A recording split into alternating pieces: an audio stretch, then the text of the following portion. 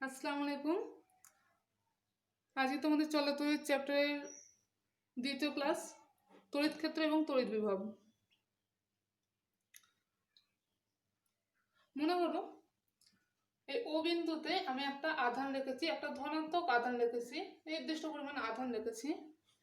এবার যদি ধনাত্মক আধানের কাছে অন্য কোনো একটা ধনাত্মক আধান, মনে করো এই এ বিন্দু, এখানে অন্য একটা ধনাত্মক আধান Q1 কে ছেড়ে দেওয়া হয়েছে, ঠিক আছে? এই বিন্দুতে অন্য একটা ধনাত্মক আধান Q1 কে ছেড়ে দেওয়া হয়েছে। দেখা যায় এই Q1 আধানটা এই ও বিন্দু থেকে ক্রমশ দূরের দিকে সরে যাচ্ছে।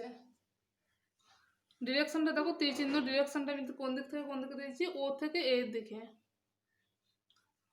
এবার আমি এই আধানটার কাছে অন্য একটা আধান, ধরো -Q2 আধানটাকে আমি এই বি বিন্দুতে ছেড়েছি। কোথায়? বি বিন্দুতে ছেড়েছি। দেখা যায় যে এই আধানটা এই ও বিন্দুর দিকে সরে আসছে। তাহলে ঘটনা কি ঘটলো? একটা আধান, ধনাত্মক আধানকে আমি ও বিন্দুতে রেখেছিলাম, অন্য একটা ধনাত্মক আধানকে আমি এ বিন্দুতে যখন ছেড়ে দিচ্ছি, তখন আমি দেখছি যে এই এ বিন্দুতে রাখা ধনাত্মক আধানটা ক্রমশ দূরের দিকে সরে যাচ্ছে। আর বি বিন্দুতে অপর একটা ঋণাত্মক আধানকে রেখেছি, নির্দিষ্ট পরিমাণ ঋণাত্মক আধানকে রেখেছি, সেই আধানটা দেখা যাচ্ছে যে এই ও বিন্দুর দিকে সরে আসছে, বি থেকে ও এর দিকে সরে আসছে। এখন প্রশ্ন হচ্ছে যে কেন এরকমটা ঘটছে? যে কারণে এটা ঘটছে সেটা হলো তড়িৎ ক্ষেত্র। তড়িৎ ক্ষেত্র যখন কোনো আধানকে একটা বিন্দুতে রেখে দেওয়া হয়, তখন ওই বিন্দুটার চারিদিকে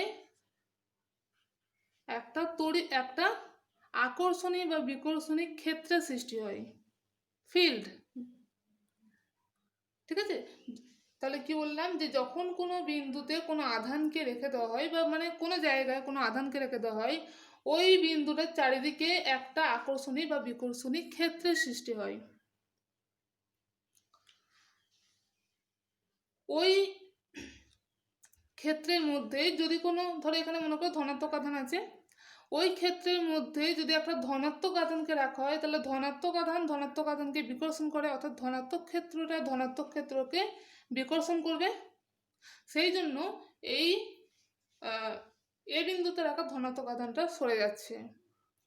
কিন্তু বি বিন্দুতে যখন অপর একটা ঋণাত্মক আধান রেখেছি, তখন এই ও বিন্দুর চারপাশে বা কিউ আধানের চারপাশে যে ক্ষেত্রটা সৃষ্টি হয়েছে, সেটা ধনাত্মক ক্ষেত্র, সেটাই ঋণাত্মক আধানটাকে আকর্ষণ করে।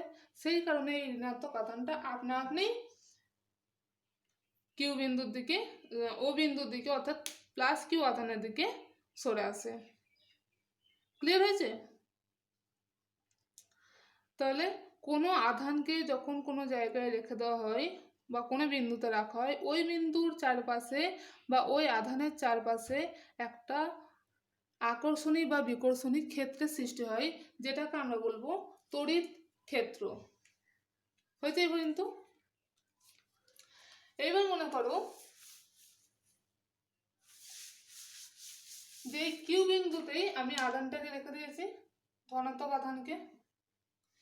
এবার অন্য একটা ধনাত্মক আধানকে, ধরো এখানে এই এ বিন্দুতে অন্য একটা ধনাত্মক আধান, এনে একটা নতুন নাম দিই, ধরো সি নাম দিলাম। এই সি বিন্দুতে একটা ধনাত্মক আধানকে যদি ছেড়ে দিই, তাহলে আধানটা কি করবে? আধানটা এই দিক থেকে দূরে সরে যেতে চাইবে, তাই তো? আধানটা এই কিউ এর দিকে আসবে, কি কিউ থেকে বরং দূরে সরে যেতে চাইবে সবসময়, কারণ সম আধান পরস্পরকে বিকর্ষণ করে, অর্থাৎ এই যে ক্ষেত্রটা তৈরি করছে, সেই ক্ষেত্রটা সমজাতীয় আধানকে বিকর্ষণ করবে, ফলে দূরের দিকে সরে যাবে। কিন্তু এই আধানটাকে যদি এই ও বিন্দুর দিকে নিয়ে আসতে হয় বা প্লাস কিউ আধানের দিকে নিয়ে আসতে হয়, তাহলে এই দিকে যে বিকর্ষণী একটা বল তৈরি হয়েছে, এই বলটা একটা বিকর্ষণী বল, এই বলের বিরুদ্ধে তোমাকে কিছু পরিমাণ কার্য করতে হবে। ক্লিয়ার করতে পারলাম না? একটা বল যেদিকে দিচ্ছে, তুমি সেই তার বিপরীত দিকে যদি তুমি একটা বস্তুকে নিয়ে আসতে চাও, তাহলে তোমাকে এই যে বলটা এফ বলটা, সে কি করতে চাইছে, সে এই কিউ আধানটাকে দূরে সরিয়ে দিতে চাইছে, ঠিক আছে, এই দিকে সরিয়ে দিতে চাইছে। এখন আমি যদি এই আধানটাকে ওই ও বিন্দুর কাছে নিয়ে যেতে চাই, তাহলে এই বিকর্ষণের বিরুদ্ধে আমাকে নিয়ে যেতে হবে। তাহলে বলের বিরুদ্ধে যখন আমাকে কোনো সরণ ঘটাতে হয়, তাহলে কিছু পরিমাণ কার্য হয়, সেটাকে আমরা কি বলি, বলের বিরুদ্ধে কার্য। ক্লিয়ার? অর্থাৎ যখন একটা ধনাত্মক আধান এক জায়গায় রাখা আছে, সেই আধানের কাছে যদি অপর কোনো ধনাত্মক আধানকে নিয়ে যেতে হয়, তাহলে কিছু পরিমাণ কার্য করতে হয়। হয়েছে এই পর্যন্ত? এবার দেখো, একটু তোমাদের ক্লাস 9-এর একটা জিনিস একটু মনে করিয়ে দিই। মনে করো একটা বস্তুকে মাটিতে রাখা আছে, এইখান থেকে যদি বস্তুটাকে এইচ উচ্চতায় তোলা হয়, এইচ উচ্চতায় যদি তোলা হয়, তাহলে বস্তুটাকে কি করা হয়, আকর্ষণ বল এইদিকে কাজ করে নিচের দিকে, অভিকর্ষীয় আকর্ষণ বল নিচের দিকে কাজ করে। আমাকে কি করতে হয়, সেই বলের বিরুদ্ধে, অভিকর্ষীয় বলের বিরুদ্ধে আমাকে বস্তুটাকে উপরের দিকে তুলতে হয়। আর উপরের দিকে যখনই তুলতে হয়, তাহলে আমাকে বলের বিরুদ্ধে কিছুটা কার্য করতে হয়। সেই কার্যটা কোথায় সঞ্চিত থাকে, সেই কার্যটা এইখানে যে বস্তুটা তুলেছি সেই বস্তুর মধ্যে সঞ্চিত থাকে। এর নাম কি, স্থিতিশক্তি, যেটার মান হচ্ছে mgh। পড়েছিলে? অর্থাৎ এখানে মেন যেটা আমি পয়েন্ট কালেক্ট করবো এখান থেকে, সেটা হচ্ছে যখন কোনো বস্তুকে কোনো বলের বিরুদ্ধে কিছু পরিমাণ কার্য করতে হচ্ছে, তখন সেই কার্যটা কি হিসাবে সঞ্চিত থাকে, স্থিতিশক্তি রূপে ওই বস্তুর মধ্যেই সঞ্চিত থাকে। পয়েন্ট নোট করবে, কোন জায়গাটা এখানে নোট করার জিনিস,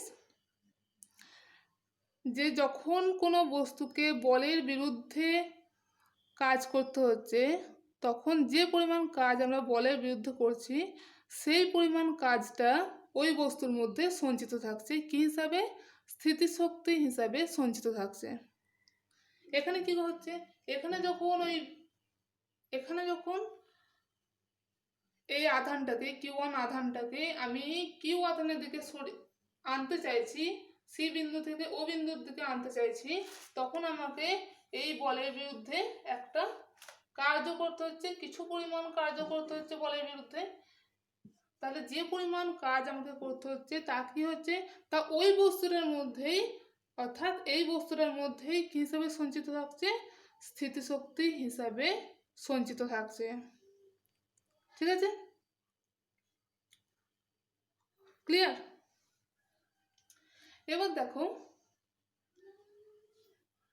আমরা অভিকর্ষীয় ক্ষেত্রে কি করি, অভিকর্ষীয় স্থিতিশক্তির ক্ষেত্রে আমরা ভূমিতে বা মাটির স্থিতিশক্তিটাকে শূন্য ধরে নিই। অর্থাৎ এইখানে যদি কোনো বস্তু থাকে, তাহলে সেই বস্তুর স্থিতিশক্তি কত ধরে নিই, শূন্য ধরে নিই।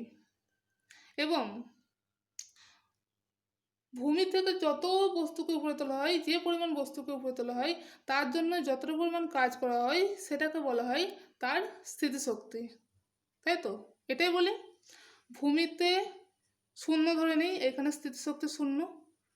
আর এখান থেকে উপরে তোলার জন্য বা বলের বিরুদ্ধে কার্য করার জন্য যে পরিমাণ কাজ আমরা করি, তা ওই বস্তুর মধ্যে স্থিতিশক্তি হিসেবে সঞ্চিত থাকে, বা ওই বস্তুর মধ্যে যে শক্তিটা সঞ্চিত থাকে, বা যে পরিমাণ কার্যটা করছি, সেটাকে বলি ওই বস্তুর স্থিতিশক্তি।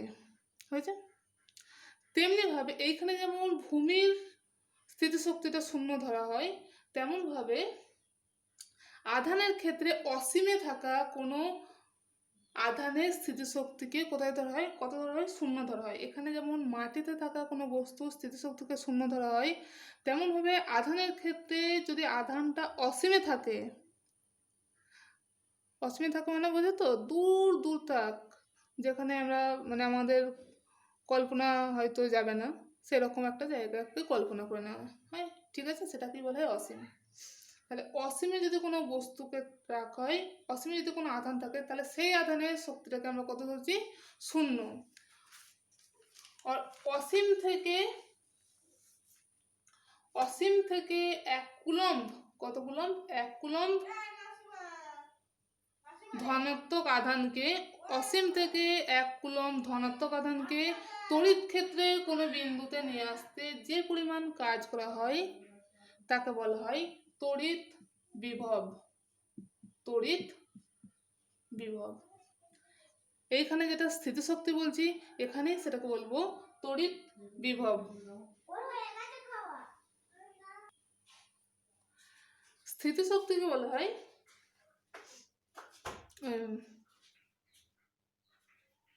সরি কোথা থেকে বলছিলাম, হ্যাঁ, তাহলে এই পর্যন্ত হলো তড়িৎ বিভব। এটাকে বলা হয় ইলেকট্রিক পোটেনশিয়াল, ঠিক আছে, ইলেকট্রিক পোটেনশিয়াল। অসীমে যদি কোনো বস্তুর তো স্থিতিশক্তি কত জিজ্ঞেস করে, কত বলবে, 0। অসীমে কোনো বস্তুর স্থিতিশক্তির মান হচ্ছে 0।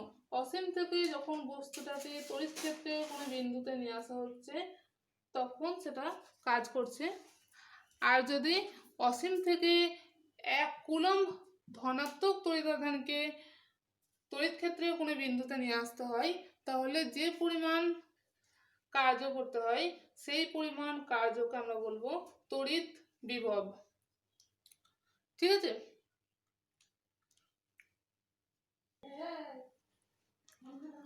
মনে করো 1 কুলম্ব ধনাত্মক আধানকে অসীম থেকে তড়িৎ ক্ষেত্রে কোনো বিন্দুতে আনতে কাজ করতে হচ্ছে ডাব্লিউ। কত পরিমাণ কাজ করতে হচ্ছে, ডাব্লিউ। তাহলে ডাব্লিউটা হচ্ছে কি, এখানে তড়িৎ বিভব, তাই তো। 1 কুলম্ব ধনাত্মক আধানকে আমি অসীম থেকে তড়িৎ ক্ষেত্রে বিন্দুতে আনছি, এটাকে কি বলছি, তড়িৎ বিভব। তাহলে এইটা এখন আমার কার্যকে আমরা ডাব্লিউ দিয়ে লিখি, তাহলে এটা এখন আমাদের তড়িৎ বিভব। তাহলে যদি আমি কিউ পরিমাণ আধানকে নিয়ে আসি, তাহলে আমাকে বেশি পরিমাণ কার্য করতে হবে। কত কার্য করছি, কিউ ইন্টু ডাব্লিউ, গুণ হয়ে যায় কিউ ডাব্লিউ। এইটাকে বলা হয় ভোল্ট।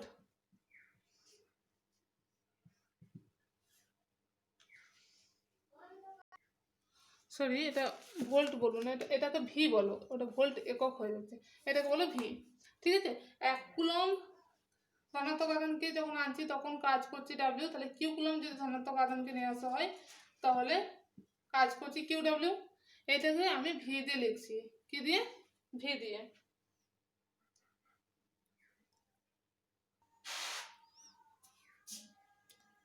তোমরা একটুখানি তোমরা সাইনটা চেঞ্জ করো, এইটাকে ভি ধরো, 1 কুলম্বটাকে ভি ধরো, হ্যাঁ, এইটাকে ভি ধরো।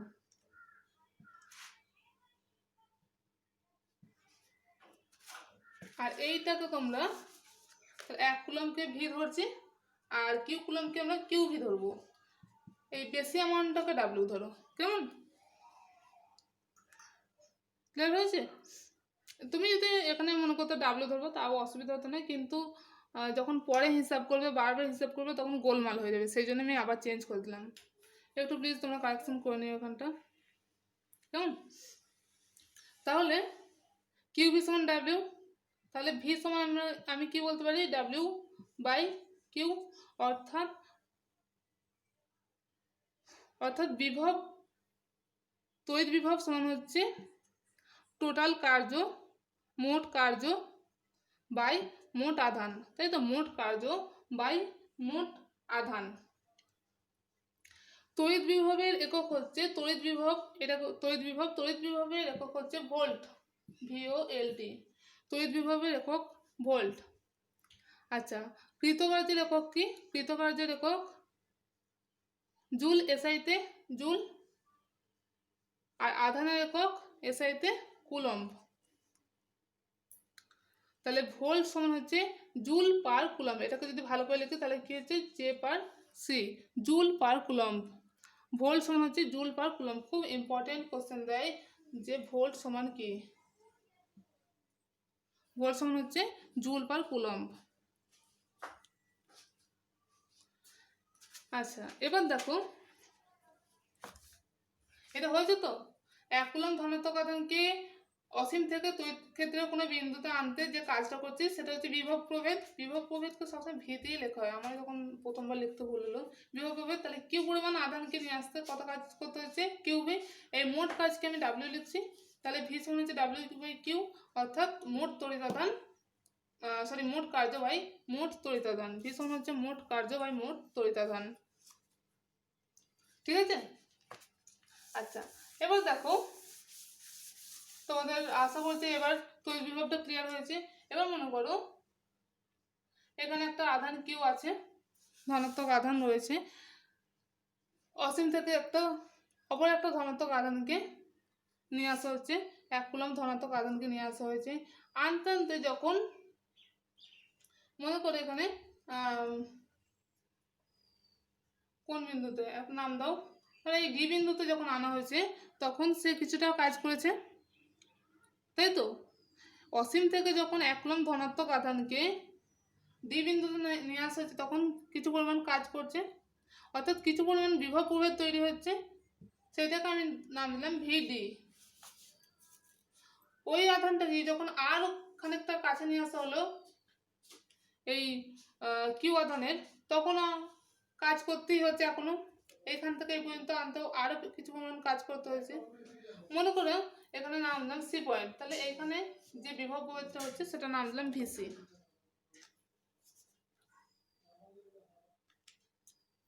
এখানে কিউ বিন্দু পর্যন্ত আনতে যে কাজ করতে হচ্ছে সেখানে ধরো ভি জিরো, সরি কিউ বিন্দু নয়, এখানে ও বিন্দু। অসীম থেকে 1 কুলম্ব ধনাত্মক আধানকে তড়িৎ ক্ষেত্রের ও বিন্দুতে আনতে কতটা কাজ করতে হচ্ছে ভি পরিমাণ কাজ করতে হচ্ছে, বিভব তৈরি হচ্ছে বিভব, সেইটাকে আমি নাম দিচ্ছি ভি জিরো। যখন সি বিন্দুতে আনছি তখন যে পরিমাণ কাজ করছি সেটাকে বলছি ভিসি। এইখান থেকে অসীম থেকে এটা মনে করো অসীম থেকে সি বিন্দু পর্যন্ত আনতে যে কাজটা করতে হচ্ছে সেটার নাম ধরে আমি দিলাম ভি সি। বিভব যে পরিমাণ বিভব তৈরি হচ্ছে সেটার নাম ভিসি। যখন ডি বিন্দুতে আনছি তখনও কিছু পরিমাণ কাজ করতে হচ্ছে, এই দিক থেকে ধরবে, হ্যাঁ এই দিক থেকে। তাহলে এটা যে বিভবটা তৈরি হচ্ছে সেটার নাম দিলাম ভিডি। আচ্ছা তোমরা যদি এখানে গন্ডগোল হয় তাহলে একটা কথা বলে এইখানটা দেখো, অসীম থেকে একটা আধানকে আমি এই বিন্দু পর্যন্ত নিয়ে এলাম সি বিন্দু পর্যন্ত, তাহলে আমাকে এই তড়িৎ ক্ষেত্রের বিরুদ্ধে কাজ করতে হয়েছে তো। তাহলে কাজ করার জন্য যে কাজটা করছি সেটাই তো বিভব প্রভেদ, সেটাই তো বিভব, তড়িৎ বিভব। তাহলে সেই তড়িৎ বিভবটাকে সি বিন্দু বলে আমি নাম দিলাম সি। ঠিক আছে। আর যদি এইখানে হিসাব না করে আমি শুধু এইখানে হিসাবটা করতাম তাহলে আমি নাম দিচ্ছি কি ডি বিন্দুতে বলে ডি। এখানে দেখো ও বিন্দুতে কাজ করছে, কাজের হিসাব করছে বলে নাম দিলাম ও। বোঝা গেছে, আর কিছু না। তাহলে এই দুটো বিন্দুর মধ্যে এখানে একটা বিভব প্রভেদ, এখানে একটা বিভব, এখানে একটা তড়িৎ বিভব, দুটো বিভব তৈরি হয়েছে। তাহলে এই দুটো বিন্দুর মধ্যে তড়িৎ বিভবের কিছুটা পার্থক্য আছে, এখানে আনতে হলে বেশি কাজ করতে হচ্ছে, এখানে আনতে হলে কম কাজ করতে হচ্ছে। তাহলে তড়িৎ দুটো বিন্দুর মধ্যে তড়িৎ বিভবের যে পার্থক্য সেইটাকেই বলা হয় বিভব পার্থক্য। বিভব পার্থক্যকেও ভি দিয়ে লেখা হয়। ঠিক আছে, আমার কতটা বুঝতে পেরেছো?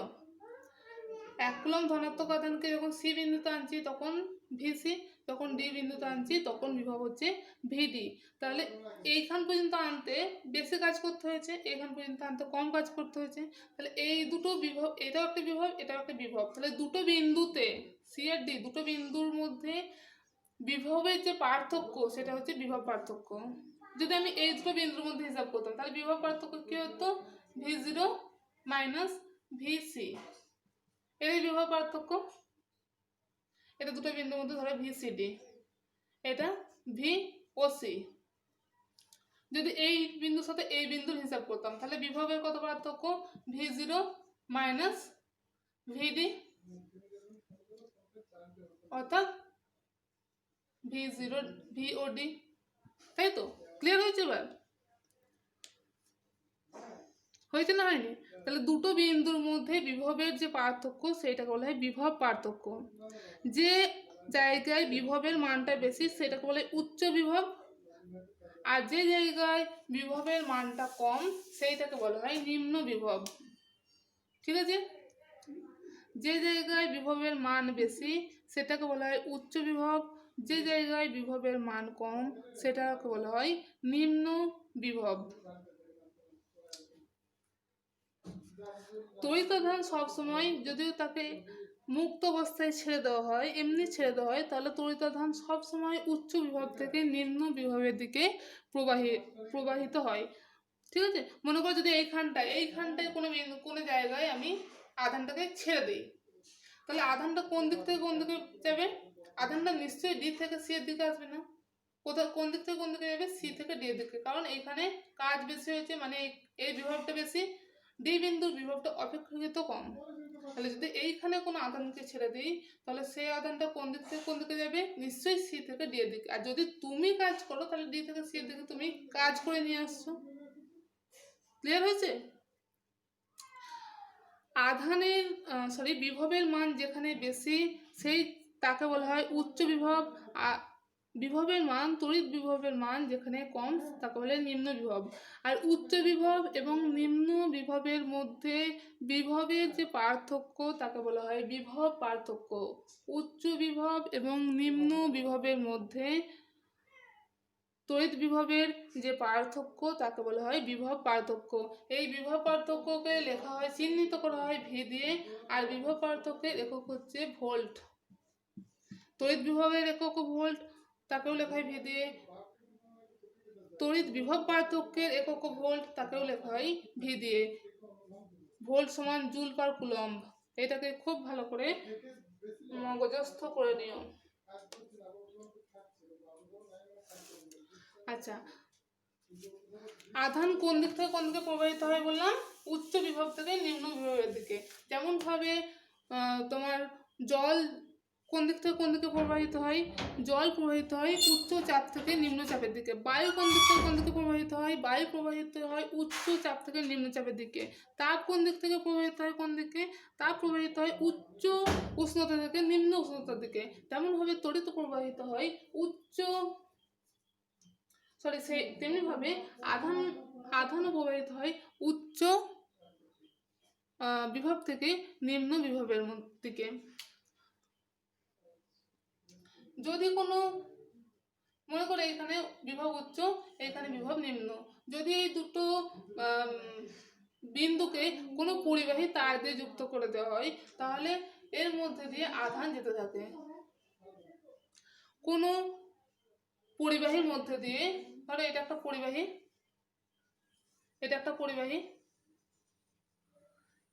পরিবাহীর এই দিকে ধরো উচ্চ বিভব, এই দিকে হচ্ছে নিম্ন বিভব। পরিবাহীর উচ্চ বিভব থেকে নিম্ন বিভবের মধ্যে দিয়ে আধানের প্রবাহকে বলা হয় তড়িৎ প্রবাহ। কোনো পরিবাহীর মধ্যে দিয়ে আধানের প্রবাহকে বলা হয় তড়িৎ প্রবাহ।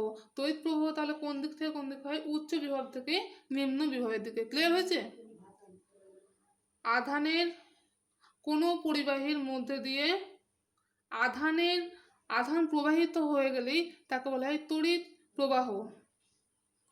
তড়িৎ প্রবাহ কোন দিক থেকে কোন দিক হয়? তাহলে উচ্চ বিভব থেকে নিম্ন বিভবের দিকে। আচ্ছা, এবার দেখো পরিবাহীর কোনো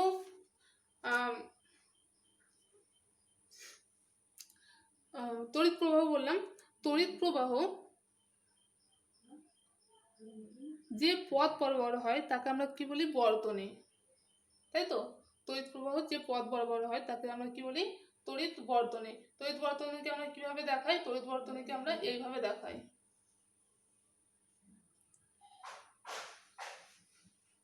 এইটা বলা হয় ধনাত্মক প্রান্ত, এইটাকে বলা হয় ঋণাত্মক প্রান্ত। এই বড় বড় দাগটাকে বলা হয় ধনাত্মক প্রান্ত, এই ছোট দাগটাকে বলা হয় ঋণাত্মক প্রান্ত। এইটাকে বলা হয়, এই ধনাত্মক দিকটাকে বলা হয় উচ্চ বিভব, এই ঋণাত্মক দিকটাকে বলা হয় নিম্ন বিভব। নিম্ন বিভব এটা বলে ধনাত্মক তড়িৎদ্বার, এটাকে বলে ঋণাত্মক তড়িৎদ্বার। তা বললেও অসুবিধা হয় না, ঠিক আছে।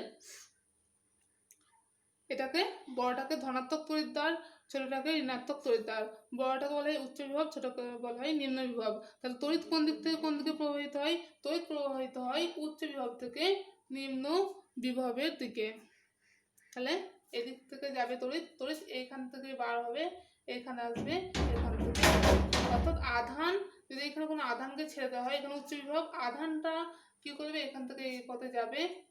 তাহলে এটা ও দিলাম, ও থেকে এ বি সি ডি হয়ে ইতে ফিরে আসবে। আধানটা এমনি ও থেকে শুরু করে ইতে ফিরে আসবে, কারণ এখানে উচ্চ বিভব, এখানে নিম্ন বিভব। তাহলে এই যে অবিচ্ছিন্ন পথ বরাবর আধানের প্রবাহ মানে তড়িৎ প্রবাহ, যে অবিচ্ছিন্ন পথ বরাবর তড়িৎ প্রবাহিত হচ্ছে তাকে বলা হয় বদ্ধ বর্তনী। এই বর্তনীটাকে বলবো বদ্ধ বর্তনী। আর এইখানটা দেখো বর্তনীটা কাটা, এইখানটাই বর্তনীটা ফাঁকা। তাহলে এইখানে এসে ওই ধনাত্মক আধানটা কি করবে, এইটা ধনাত্মক আধান, ধনাত্মক আধান যাচ্ছে, তাহলে এইখানে এসে ধনাত্মক আধানটা কি করবে, ধনাত্মক আধান যদি এখানে স্টপ হয়ে যায় তাহলে এখান থেকে তো আর আধান যাবে না। আধান কখন যাবে, যখন এই বর্তনীটা পুরোপুরি সম্পূর্ণ হবে, অর্থাৎ এইখান থেকে যখন আবার আধানটা এখানে ফিরে আসতে পারবে, এইখানে এসে ও এনার্জি শেষ করে ফেলে, ঠিক আছে। এই ধনাত্মক আধানটা যখন এই ও বিন্দুতে থাকে তখন ফুল এনার্জি নিয়ে থাকে, একবারে গাদাখানেক শক্তি নিয়ে থাকে। যখন ওখান থেকে আস্তে আস্তে এই ই বিন্দুতে পৌঁছায় তখন ওর এনার্জি একবারে চলতে চলতে চলতে চলতে চলতে চলতে শেষ হয়ে যায়। তাহলে কিন্তু যদি আধানটা আবার ই বিন্দু থেকে ও বিন্দুতে ফিরে না আসতে পারে, অর্থাৎ যে আধানগুলো আছে সেটা যদি জমতেই থাকে এখানে এসে, তাহলে আর তড়িৎটা প্রবাহিত হবে না। তাহলে তড়িৎ প্রবাহ নিয়মিত কখন হবে, যখন আমার আধানটা ই বিন্দু থেকে আবার ও বিন্দুতে আসবে। তাহলে কি করে আসবে ই বিন্দু থেকে ও বিন্দুতে, তাহলে এইখানে নিশ্চয় বাইরে থেকে একটা বল প্রয়োগ করতে হবে, বাইরে থেকে এনার্জি দিতে হবে, বাইরে থেকে শক্তি সাপ্লাই করতে হবে, তবেই আধানটা ই বিন্দু থেকে ও বিন্দুতে আসবে। তাহলে এইখানে অর্থাৎ এই ধনাত্মক আধানটাকে ও বিন্দু থেকে, ধনাত্মক আধানটাকে ঋণাত্মক তড়িৎদ্বার থেকে ধনাত্মক তড়িৎদ্বারে নিয়ে আসার জন্য কিছু পরিমাণ বল আমাকে বাইরে থেকে সাপ্লাই করতে হচ্ছে। অর্থাৎ এক কথায় এটাকে বল বললেও এটা ঠিক বল নয়, এটা শক্তি, কিছু পরিমাণ শক্তিকে আমাকে সাপ্লাই করতে হচ্ছে আধানটাকে ঋণাত্মক তড়িৎদ্বার থেকে ধনাত্মক তড়িৎদ্বারে নিয়ে যেতে। বোঝা যাচ্ছে আমার কথাটা? আধানটা নয় উচ্চ বিভব থেকে নিম্ন বিভবে চলে আসছে, এবার নিম্ন বিভব থেকে উচ্চ বিভবে কি করে আসবে, সেই ক্ষমতাটা তো নিজের নেই। তাহলে এইখানেই আমাকে বাইরে থেকে বল প্রয়োগ করতে হচ্ছে, বাইরে থেকে আমাকে শক্তি দিতে হচ্ছে, যে শক্তিটা এই আধানটাকে ঋণাত্মক তড়িৎদ্বার থেকে নিয়ে এসে ধনাত্মক তড়িৎদ্বারে ছেড়ে দেবে, আবার পরে আধানটা আসবে তাকে আবার এখানে নিয়ে আসবে। তাহলে এইখানে 1 কুলম্ব ধনাত্মক আধানকে, 1 কুলম্ব ধনাত্মক আধানকে ঋণাত্মক তড়িৎদ্বার থেকে ধনাত্মক তড়িৎদ্বারে নিয়ে আসার জন্য বাইরে থেকে যে পরিমাণ বল প্রয়োগ করা হয় বা বাইরে থেকে যে পরিমাণ শক্তি দেওয়া হয় তাকে বলা হয় EMF বা তড়িৎ চালক বল। তড়িৎ চালক বল, ঠিক আছে। কি বললাম, 1 কুলম্ব ধনাত্মক আধানকে ঋণাত্মক তড়িৎদ্বার থেকে ধনাত্মক তড়িৎদ্বারে নিয়ে যেতে যে পরিমাণ কার্য করতে হয়,